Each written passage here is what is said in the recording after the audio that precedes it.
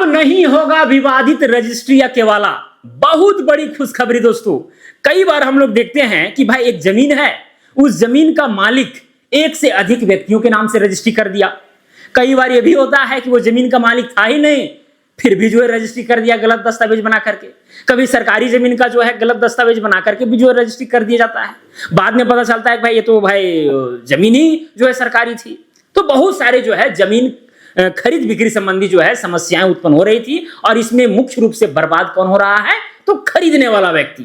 Court कचहरी का चक्कर लगाते लगाते उसका जीवन तबाह हो जाता है। समय तो जाता ही है, साथ में पैसे जाते हैं, न्याय मिलता भी है, नहीं भी मिलता है। तो इस तरह की चीजें हैं। तो इस बर्बादी से बचने के लिए, बचाने के लिए बिहार सरकार एक नियमावली लाई है। उस नियमावली के तहत जो है अब विवादित रजिस्ट्री या केवाला नहीं होगा। हालांकि इस नियमावली को कई लोग जो है गलत बता रहे हैं। वो कह रहे हैं कि भाई जी जो इसमें प्रोसेस है उससे होगा क्या कि सीओ का आमदनी बढ़ेगा। सीओ यानी अंचलाधिकारी का उगाही का एक अन्य विकल्प उत्पन्न हो गया है। बात हकीकत भी है, इसमें नो डाउट। मैं इसका एकदम पुष्टि करता हूं। क्लियर? चलिए खैर, तो भाई इसमें क्या है? तो भाई एक यहां पर टर्म आ गया है, ठीक है, प्री रजिस्ट्री सत्यापन। क्या बोले हम? प्री रजिस्ट्री सत्यापन। मतलब जो है रजिस्ट्री से पहले एक सत्यापन होगा। रजिस्ट्री तो भाई हो जाने का मतलब है कि भाई मालिकाना हक ट्रांसफर हो गया, लेकिन उसके पहले एक प्री मतलब रजिस्ट्री सत्यापन होगा। और ये होगा किसके द्वारा? तो सीईओ के द्वारा भाई। और सीईओ के द्वारा कोई सत्यापन हो और वहां पर टेबल के नीचे से पैसा ना लगे, ऐसा कभी हमारे देश में तो हो ही नहीं सकता है। खैर, तो ये सारी चीजें हैं। अब यहां पर कैसे भाई सत्यापन होगा? देखिए, रजिस्ट्री अगर जमीन का हो रहा है तो उसमें दो व्यक्ति होंगे, एक खरीदने वाला एक बेचने वाला, या दो व्यक्तियों के समूह होंगे। सिंपल सी फंडा है। तो यहां पर हम सिंपली हम लेते हैं, एक है भाई क्रेता और दूसरा क्या है? विक्रेता। अब ये क्या है कि भाई आवेदन करेंगे। क्या करेंगे? ये आवेदन करेंगे। आवेदन किसके माध्यम से करेंगे? तो भाई ई निबंधन पोर्टल के माध्यम से जो आवेदन जाएगा सीओ के पास। ठीक है, आप भाई जहां पर साइबर कैफे है, जैसे आप जमीन का खरीद बिक्री कर रहे हैं, साइबर कैफे में जाइएगा, बोलिएगा कि भाई प्री रजिस्ट्री सत्यापन के लिए हमको भाई आवेदन कर दीजिए, तो वो आवेदन करेगा। और इस आवेदन में जो है 13 जानकारियां जो है आपसे ली जाएंगी। 13 तरह के जो है डेटा आपसे लिए जाएंगे। अब 13 तरह के डाटा कौन कौन होंगे भाई? तो जैसे कि आपका हो गया खाता संख्या, खाता संख्या हो गया, ठीक है, प्लॉट संख्या हो गया, प्लॉट संख्या, रकबा हो गया, रकबा, चौहद्दी हो गया, चौहद्दी, ठीक है, जमाबंदी संख्या हो गया, जमाबंदी संख्या, ठीक है, थाना नंबर हो गया, थाना नंबर, निबंधन कार्यालय हो गया, जहां पर रजिस्ट्री आपका होने वाला है, निबंधन कार्यालय, आदि आदि, ठीक है, आदि आदि। तो ये सारे जो है आपको डेटा जो है 13 डेटा के आसपास जो है लिए जाएंगे, और ये आवेदन जो है सीओ के पास चला जाएगा। अब सीओ जो है उस आवेदन में देखेंगे भाई जो यहाँ पर खाता संख्या, प्लॉट संख्या, ये जो जमाबंदी संख्या सब दिया गया है, क्रेता विक्रेता का जो यहाँ पर क्रेता विक्रेता का भी नाम वगैरह दिया जाएगा, मोबाइल नंबर दिया जाएगा, ठीक है। तो जो भी डेटा दिया गया है वो सीओ साहब जो है एक बार वेरीफाई करेंगे, देखेंगे भाई अगर जमीन सही है तो भाई एक सर्टिफिकेट जारी कर देंगे कि हाँ भाई इसका जमीन का खरीद बिक्री कर सकते हैं। मोबाइल में मैसेज भी आ जाएगा, या फिर जो आप स्टेटस के माध्यम से ट्रैक स्टेटस के माध्यम से देख सकते हैं कि हाँ भाई क्या स्थिति है। अब ये जो प्रक्रिया है जांचने का सीओ साहब का, वो 10 दिन के भीतर करना है। 10 दिन के भीतर, 10 दिन के अंदर भाई इसको जांच करके दे देना, या तो रिजेक्ट कर दे या तो फिर अप्रूवल कर दे कि हाँ भैया आप लोग जाइए रजिस्ट्री कराने के लिए, ठीक है। अगर ये सीओ साहब 10 दिन के भीतर नहीं कर पाते हैं तो फिर जो है ऑटोमेटिकली वो एलिजिबल हो जाता है रजिस्ट्री के लिए। अब ये क्रेता विक्रेता जो है ये बिना प्री रजिस्ट्री सत्यापन के चले जाएंगे, क्योंकि वो आवेदन दिए हैं, उनको नहीं मिला है वहां से इंफॉर्मेशन सीओ के माध्यम से, तो चले गए रजिस्ट्री कराने के लिए। लेकिन दोस्तों अब यहां पर तो ये खैर ठीक है कि भाई रजिस्ट्री से पहले एक सत्यापन जो है सीओ के माध्यम से हो जा रहा है, तो रजिस्ट्री सुरक्षित होगा। अब गलत रजिस्ट्री नहीं होगा। अगर गलत होता भी है तो इसका जिम्मेवार जो है सीओ मुख्य रूप से होंगे, ठीक है। अब गलत होने की संभावना बहुत कम हो जाएगी, ये बात खरी हकीकत है। लेकिन यहां पर कुछ चीजें हैं दोस्तों जिसे आपको समझना पड़ेगा। ये सीओ का उगाही का एक तरीका तो उत्पन्न हो ही गया है, इसमें नो डाउट, ठीक है। लेकिन यहां पर सबसे पहले मैं आपको पूछता हूं कि मालिक कौन होता है? मालिक आखिरकार कौन है? किसी भी चीज का मालिक कौन होता है?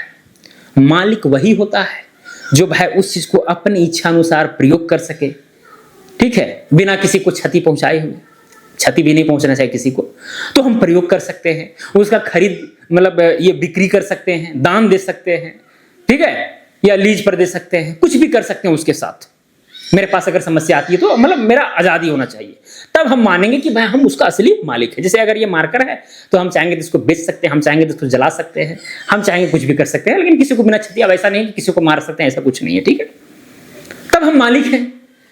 लेकिन भाई यहां पर तो अगर जमीन का हमको खरीद बिक्री करना है और जाना पड़ रहा है सीओ के पास, सीओ से अप्रूवल कराना पड़ रहा है, इसका अर्थ क्या हुआ? इसका अर्थ ये हुआ कि मालिकाना हक जो है सरकार के पास आपका जा रहा है।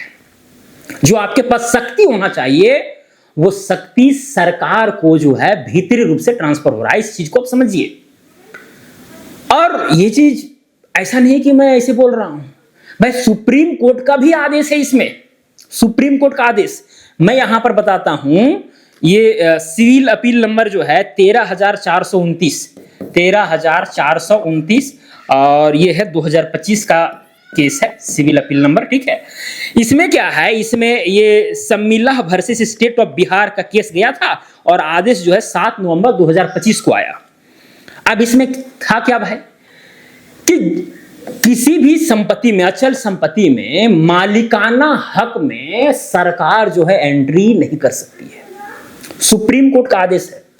शायद इस आदेश को जो है जब ये नियमावली बनाया जा रहा होगा तो इस पर ध्यान नहीं दिया होगा, ठीक है।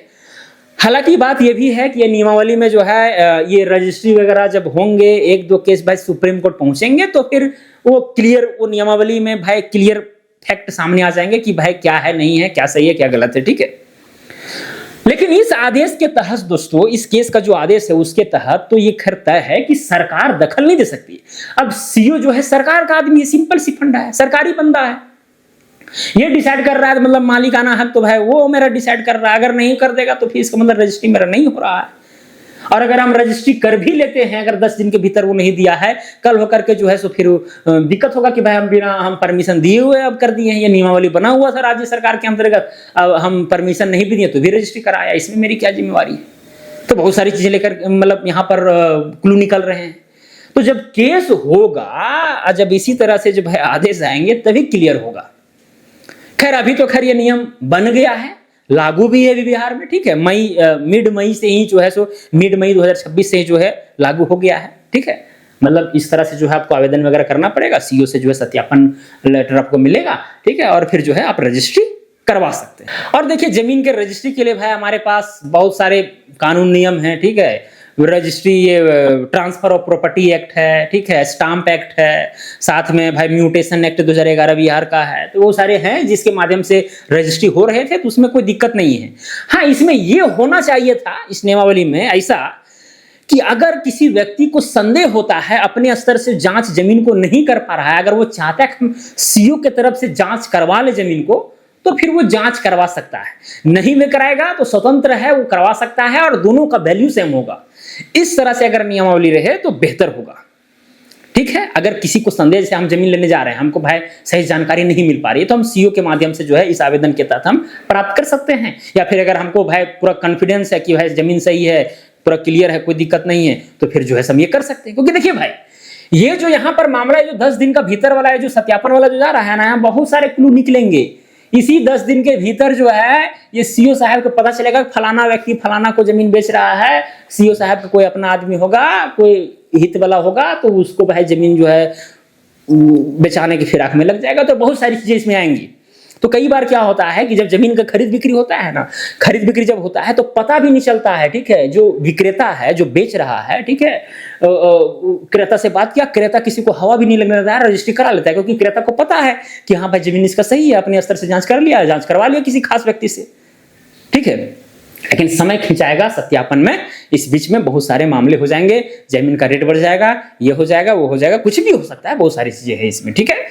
तो दोस्तों ये कैसा है नियमावली आप बताने का प्रयास करें, ठीक है। बहुत मामला में ठीक है, लेकिन कुछ मामला में यहाँ पर जो है अस्पष्टता नहीं है, और वो अस्पष्टता जो है कोर्ट में जाने के बाद ही मिल सकता है, क्योंकि भाई मालिकाना हक जो है एक कोर्ट ही डिसाइड कर सकता है। सरकार अगर मालिकाना हक डिसाइड करने लगे तो फिर बहुत बड़ा जो है सो मतलब लोगों के साथ, आम लोगों के साथ धोखाधड़ी हो जाएगा, सिंपल सी फंडा है। तो चलिए दोस्तों आज के लिए इतना ही, हम मिलेंगे अगला वीडियो में। जय हिंद, जय भारत।